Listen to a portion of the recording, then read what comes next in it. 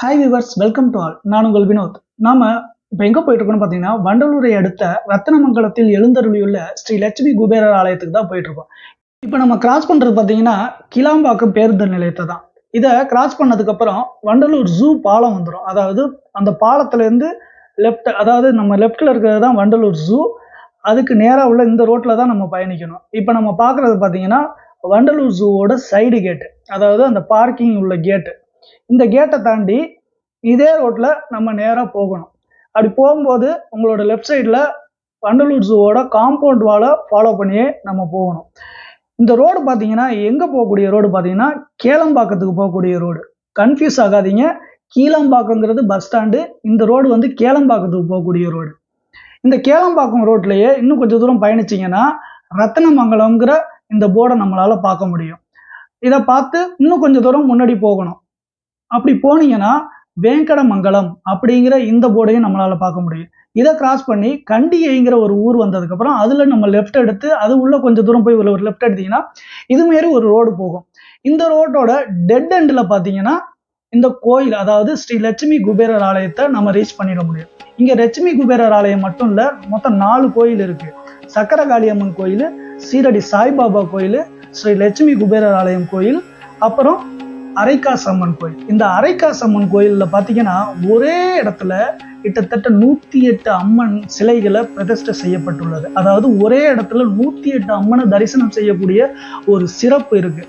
இப்போ நம்ம பொங்கல் நேரத்தில் வந்ததுனால குபேரர் கோயில் கொஞ்சம் கூட்டமாக இருக்கு. ஸோ நம்ம வந்து இப்போ வரிசையில் நிற்கிறோம். இந்த கோயிலில் பார்த்தீங்கன்னா ஒரு கோசாலை வந்து பராமரிக்கப்பட்டு வருகிறது. அதாவது கோசாலைனா பசுக்கள் வளர்க்கக்கூடிய இடம். அது ஏன்னு பார்த்தீங்கன்னா, பசுக்களிடத்தில் குபேரர் வந்து குடியிருக்கிறார் அப்படிங்கிறது ஒரு நம்பிக்கை. கோமாதா பூஜை வந்து குபேர பூஜைக்கு சமம் அப்படின்னு கருதுறதா சாஸ்திரம் நமக்கு சொல்லுது.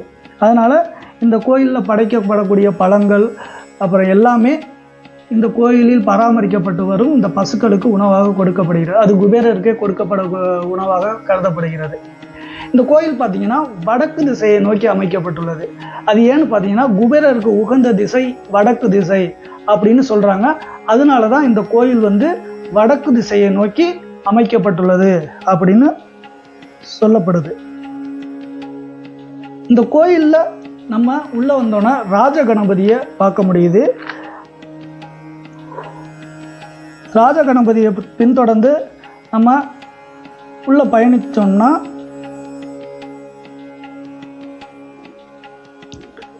சோடச கணபதி அவங்கள பார்க்க முடியுது. சோடசம் அப்படின்னு பார்த்தீங்கன்னா 16 வகையான கணபதிகள் அப்படின்னு சொல்கிறாங்க. நவகிரகங்களில் ஒன்றான கேதுவின் அதிதேவதையே விநாயக பெருமான் அப்படின்னு சொல்கிறாங்க. விநாயகருக்கு உகந்த மந்திரங்கள் 16 வகையான மந்திரங்கள். 16 வகையான மந்திரங்களுக்காகவும் அந்த 16 வகையான திதிகளுக்காகவும் 16 வகையான விநாயகர் சிலைகளானது இங்கே பிரதிஷ்டை செய்யப்பட்டுள்ளதா சொல்கிறாங்க. அப்படி உள்ள அந்த 16 வகையான விநாயகர் சிலைகளை தான் நாம் இப்போ பார்த்துக்கிட்டு இருக்கோம். அதாவது அந்த விநாயகர் சிலை ஃபுல்லாக அருகம்புல்லால் கவர் பண்ணி வச்சுருக்காங்க பாருங்கள். அந்த லெவலுக்கு, அதாவது மக்களே அவங்கள கையால் வாங்கிட்டு வந்த அருகம்புல்லை மக்களே விநாயகருக்கு மேலே வச்சு பூஜை செய்யக்கூடிய ஒரு சிறப்பு இந்த கோயிலில் உண்டு. 16 வகையான விநாயகர் சிலைகளும் ஒரே இடத்துல இருக்குது. எங்கேயும் இதுமாரி பார்க்க முடியாது. 16 வகையான திதிகளுக்காகவும் இந்த 16 வகையான விநாயகர் சிலையானது இங்கே அமைக்கப்பட்டுள்ளதாக சொல்கிறாங்க. இதை அடுத்து நாம் பார்க்குறது பார்த்திங்கன்னா நவகிரக சிலைகள். எல்லா கோயிலையும் நவகிரக சிலைகள் இருக்கும், பார்த்துருப்போம். ஆனால் இந்த கோயிலில் உள்ள நவகிரக சிலைகளுக்கு ஒரு பெரிய சிறப்பே இருக்குது. எந்த கோயில்லையும் இப்படிப்பட்ட ஒரு நவகிரக சிலைகளை பார்க்க முடியாது. ஏன்னு பார்த்தீங்கன்னா இங்கே உள்ள நவகிரக சிலைகளும் அவரவர்களுடைய வாகனத்துடன் இருக்கும். அது மட்டும் இல்லாமல் அனைவரும் அவர்களுடைய துணைவியாருடன் காட்சியளிக்கக்கூடிய ஒரு பெரிய சிறப்பு இந்த கோயிலில் இருக்குது. எங்கேயும் பார்த்துருக்கீங்களா? எல்லா நவகிரகங்களும் வாகனத்துடனும் அதுவும் இல்லாமல் அவர்களுடைய துணைவியாருடனும் காட்சி அளிக்கக்கூடிய சிறப்பு தான் இந்த கோயிலில் பெரிய ஒரு சிறப்பு. எந்த கோயிலையும் இதை பார்க்கவே முடியாது. இந்த கோயிலில் மட்டும்தான் இப்படி ஒரு காட்சியை எங்களால் பார்க்க முடிஞ்சிச்சு. நீங்களும் பாருங்கள், பார்த்து இந்த நவகிரகங்களோட அருளாசியை பெற்றுக்கொள்ளுங்கள். அப்படி ஒரு பெரிய நடுவில் பாருங்கள், சூரிய பகவான் வந்து குதிரைகள் வாகனத்துடனும் எல்லாரும் தனது துணைவியாருடனும் நமக்கு ஆசி வழங்கக்கூடிய காட்சியானது இங்கே நம்மளால் பார்க்க முடிஞ்சிச்சு.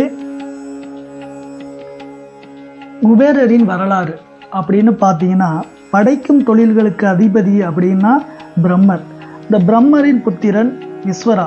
இந்த விஸ்வராவின் புத்திரர் தான் குபேரர். அது மட்டும் இல்லாமல் இலங்கையின் அரசர் அப்படின்னு சொன்னாலே உங்கள் எல்லாரும் ஞாபகத்துக்கு வர்றது ராவணன் தான். ஆனால் இந்த லங்கைக்கு முதல் அரசன் குபேர பகவான் தான் ஆவான். குபேரரின் இளைய தாயாரின் மகன்தான் ராவணன் என்கின்றனர். ராவணன் குபேரரிடமிருந்து லங்கையை கைப்பற்றியவுடன் குபேரன் வைர வைடூரியங்களுடன் புஷ்பக விமானத்தில் ஏறி வானத்தில் பறந்து செல்லும் பொழுது அந்த வானமே பிரகாசமாக ஒளிர்விட்டது அப்படின்னு சொல்றாங்க. குபேரன் லங்கையை விட்டு விலகிய பிறகு ராவணன் பல கஷ்டங்களையும் சங்கடங்களையும் அனுபவித்து அவருடைய உயிரையே துறக்க நேரிட்டதாம். இப்பொழுது தெரிகிறதா, என்னதான் லட்சுமி கடாட்சம், லட்சுமி செல்வ செழிப்புகள் எது இருந்தாலும் அந்த லட்சுமியை காப்பதற்கு குபேரரின் அருள் கண்டிப்பாக வேண்டும் என்பது இந்த வரலாற்று சுவடே நமக்கு ஒரு சான்றாக காண்பிக்கின்றது.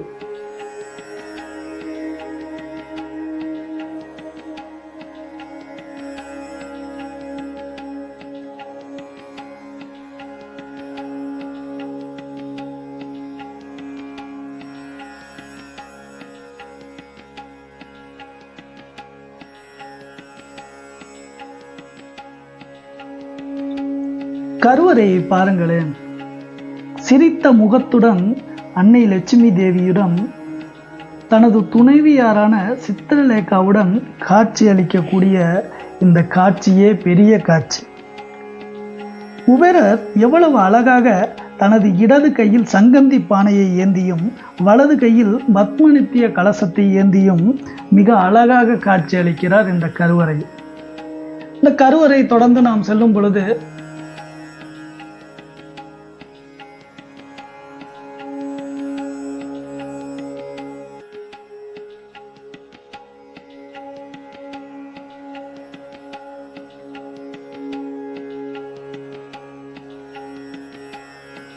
பிரம்மர் சரஸ்வதி இவங்க ரெண்டு பேரையும் ஒரு சேர தரிசிக்க முடியுது. எல்லா கோயிலையும் சரஸ்வதிக்கு தனியாகவும் பிரம்மருக்கு தனியாகவும் தான் பார்க்க முடியும். ஆனால் இங்கே ரெண்டு பேருமே ஒரே இடத்துல பார்க்க முடியுது. அப்படி ஒருப்பட்ட காட்சி நமக்கு கிடைக்குது. இங்கே பார்த்தீங்கன்னா எல்லா மாணவர்களுக்கும் சிறப்பாக பேனா, பென்சில் இதெல்லாம் வழங்கப்பட்டு வருகிறது என்பது ஒரு பின்பற்றி வரக்கூடிய ஒரு பழக்கமாக இருக்கின்றது. அப்புறம் அவர்களை தொடர்ந்து நாம் வரிசையில் முன்னேறி செல்லும்போது அடுத்ததாக நம்ம கண்ணில் படக்கூடியவர் ஆக்ஷர்ண பைரவரை பார்க்க முடியுது.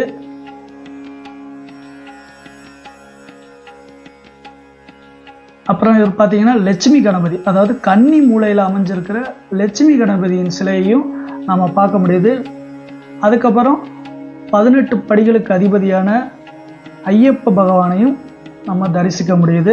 அதுக்கப்புறம் அறுபடை வீடுகளுக்கு அதிபதியான செல்வ முத்துக்குமார சுவாமியின் அறுபடை தரிசனத்தையும் இந்த ஒரே இடத்துல நம்மளால் பார்க்க முடியுது. இது ஒரு பெரிய சிறப்புமிக்க காட்சி. அறுபடை வீடுக்கும் ஒவ்வொன்றுத்துக்கும் போகிறதுக்கு பதிலாக அந்த ஒரே இடத்துல அறுபடை சன்னதிகளையும் ஒரே இடத்துல அமைச்சிருக்காங்க. அந்த ஒரு காட்சியை நம்மளால் மிக அழகாக தரிசிக்க முடியுது.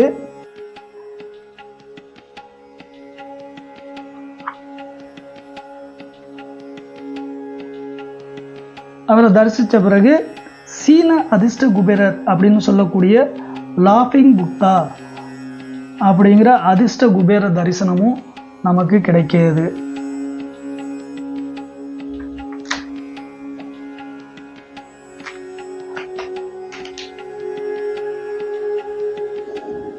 அப்புறம் நவகிரகங்களில் ஒன்றான புதனின் அதிதேவதையே குபேர பகவான். புதனுக்கு எப்படி பச்சை நிற வஸ்திரம் சாத்தி பூஜை செய்யப்படுகிறதோ அதே போல குபேர பகவான் பூஜையிலும் பச்சை நிற பொருட்களே பயன்படுத்தப்படுகின்றது. நவகிரக ஸ்தலங்களில் புதன் ஸ்தலமான திருவேன்காட்டில்தான் குபேரனின் மறு ஜென்மமாக திருவேன்காட்டராக பட்டினத்தார் தோன்றினார். ஜாதக ரீதியாக ஒருவருக்கு புதனின் அம்சம் சிறப்பாக இருந்தால்தான் அவர் தொழில் ரீதியாக வெற்றி பெற முடிகிறது. இப்போ நம்ம அரைக்காசு அம்மன் கோயிலுக்கு வந்துட்டோம். அதாவது 108 அம்மன், அதாவது இந்த கோயிலை சுற்றி 107 அம்மன் சிலைகள் பிரதிஷ்டை செய்யப்பட்டுள்ளது. 108வது அம்மனாக இந்த கருவறை தெய்வமாக அரைக்காசு அம்மன் எழுந்தருளி இருக்கிறார். இப்போ நம்ம கருவறை தெய்வத்துக்கிட்ட தான் பார்த்துட்டு இருக்கோம். இப்போ இதை பார்த்துட்டு நாம் இப்போ இந்த 108 அம்மன் சிலைகளையும் இப்போ நாம் பக்கத்தில் போய் தரிசிக்க போகிறோம். வாங்க போகலாம்.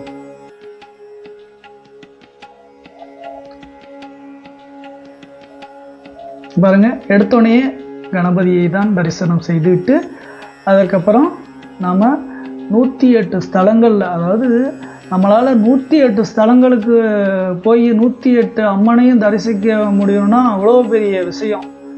ஆனால் இந்த ஒரு இடத்துல இந்த அரைக்காசு அம்மன் கோயிலை சுற்றி வளம் வந்தாலே போதும், 108 அம்மனையும் தரிசிக்கக்கூடிய ஒரு பெரிய பாக்கியம் இந்த கோயிலில் எங்களுக்கு கிடைச்சிச்சு. அதை அப்படியே உங்களுக்கு காண்பிக்கக்கூடிய ஒரு பெரும் மகிழ்ச்சியை எங்களால் அடைய முடியுது. பாருங்கள், 108 அம்மன், எந்தெந்த ஊரில் என்னென்ன அம்மனோ அத்தனை பெயர்களுடன் அத்தனை சிலைகளும் இங்கே பிரதிஷ்டை செய்யப்பட்டுள்ளது. இந்த கோயிலை சுற்றி 107 அம்மன் சிலையும் கர்ப்பகிரக, அதாவது மூலவ சிலையாக அரைக்காசு அம்மனாக அவதரித்து இருக்கிறார். மொத்தம் 108 அம்மனை தரிசிக்கக்கூடிய ஒரு பெரும் பாக்கியம் இங்கே கிட்டக்கூடிய வகையில் இருக்கின்றது.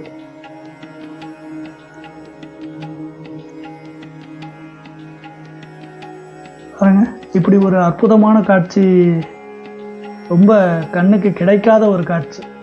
ஒரு கோயிலை சுற்றி வந்தாலே எல்லாருக்கும் 108 அம்மன் அந்த அம்மன் போற்றின்னு சொல்லுவாங்களா, 108 அம்மன் போற்றி, அதை நம்ம வாயால் உச்சரித்தாலே அவ்வளோ பெரிய ஒரு பாக்கியம் கிடைச்சதுன்னு சொல்லுவாங்க. ஆனால் 108 அம்மனை நேராக ஒரு தரிசனம் செய்ய முடியுதுன்னா எப்பேற்பட்ட பாக்கியம் அது. அந்த பாக்கியம் இந்த ஒரு கோயிலுக்கு வந்தாலே போதும், உங்களால் அந்த 108 அம்மனையும் தரிசனம் செய்ய முடியும்.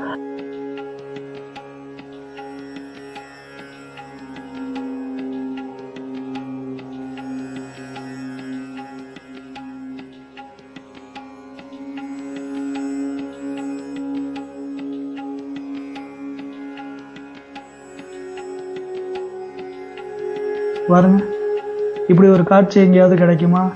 ஒரு கோயிலை சுற்றினா 108 அம்மனை தரிசனம் செஞ்சிட முடியுமா? ஒரு 5 நிமிஷத்தில் 108 அம்மனை தரிசனம் செய்யக்கூடிய காட்சி நமக்கு கிடைச்சிருக்கு. ஏதோ இந்த ஒரு காணொளி மூலமாக அந்த 108 அம்மனோட தரிசனத்தை உங்களுக்கும் காமிச்சது ஒரு பெரும் பாக்கியமாகவே நினைக்கிறேன். நீங்களும் இந்த 108 அம்மனோட தரிசனத்தை பெற்றுட்டு அவங்களோட அனுகிரகங்களையும் பெற்றுக்கொள்ளுங்கள். 108 அம்மன் தரிசனம் முடிஞ்ச உடனே 18ஆம் படி கருப்பு காவல் தெய்வமாகவும் இங்கே அமைக்கப்பட்டிருக்கிறது பெரிய விஷயம். இந்த அம்மன் சிலை 108 அம்மனும் முடிஞ்ச உடனே அந்த சைடு விநாயகர் சிலையை பார்த்தோம், இந்த சைடு 18ஆம் படி கருப்பு இருக்கார்.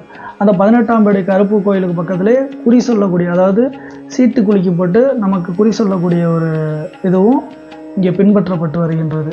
அதுதான் இப்போ பாருங்கள், அரைக்காசு அம்மனோட சிலையை தான் நம்மளால் பார்க்க முடியாது. அதாவது 108வது அம்மன் தரிசனம் இது.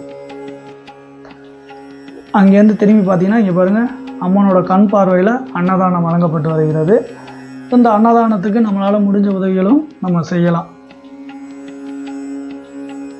அதை தொடர்ந்து நாம் கோயிலை விட்டு இந்த இடத்துல தான் அன்னதானத்துக்கு பொருள் வாங்குவாங்க. முடிச்சுட்டு நாம் வெளியில் வரோம். வெளியில் வந்தோன்னு பார்த்தீங்கன்னா நிறைய கடைகள், நிறைய அந்த குபேரர் சம்மந்தப்பட்டது, அம்மன் சம்மந்தப்பட்ட எல்லா விளக்குகள்லேருந்து எல்லா பொருட்களும் கடைகளில் நிறைய கடைகள் பார்க்க முடிஞ்சிச்சு. ஸோ உங்களுக்கு தேவையான பொருட்களை வாங்கக்கூடிய கடைகள் இருக்கின்றது. எது தேவையோ வாங்கிக்கிட்டு 4 தெய்வங்கள், 4 தெய்வங்கள் இல்லை, 108 தெய்வங்கள், லட்சுமி குபேரர் அருள், சீரடி சாய்பாபா அருள், சக்கரகாளியம்மன் கோயிலாக என்னால் சக்கரகாளியம்மன் ஷீரடி சாய்பாபா கோயிலே என்னால் எடுக்க முடியல, ஏன்னா நடை சாத்தப்பட்டு விட்டது. மீதி இருந்த எல்லாத்தையும் நான் கவர் பண்ணிட்டேன். இப்போ முடிஞ்ச அளவுக்கு எல்லாத்தையும் உங்களுக்கு காமிச்சிட்டேன்னு நினைக்கிறேன். ஸோ இது போன்ற தகவல் நிறைந்த பதிவுகள் உங்களுக்கு கிடைக்க வேண்டுமா, அவதாரம் சேனலோட கனெக்டில் இருங்க, சப்ஸ்கிரைப் பண்ணிடுங்க, பக்கத்தில் இருக்க பெல் ஐக்கானை கிளிக் பண்ணி ஆளுங்கிற ஆப்ஷனையும் செலக்ட் பண்ணிடுங்க. அப்போ தான் நாம் போடக்கூடிய இது போன்ற தகவல் நிறைந்த பதிவுகள் உங்களோட சின்ன நோட்டிஃபிகேஷன் மூலமாக உங்களோட வீட்டுக்கே என்னால் கொண்டு வந்து சேர்க்க முடியும். மீண்டும் ஒரு அடுத்த நல்ல பதிவில் உங்களை சந்திக்கும் வரை உங்களிடமிருந்து விடைபெறுவது உங்கள் வினோத்குமார். பாய் பாய், see you.